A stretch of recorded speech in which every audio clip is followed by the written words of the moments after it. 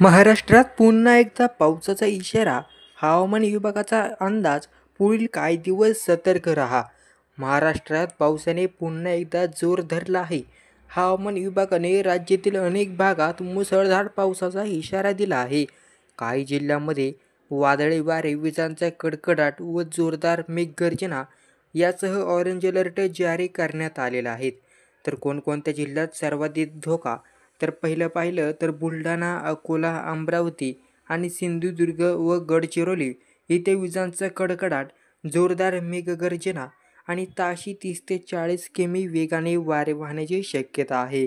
पुणे, कोल्हापूर, रायगड, रत्नागिरी, सातारा या जिल्ह्याच्या घाटमाथ्याच्या भागात मुसळधार पावसाचा अंदाज आहे. अशा भागात दरडे कोसळण्याचा धोका असतो, त्यामुळे काळजी घ्या.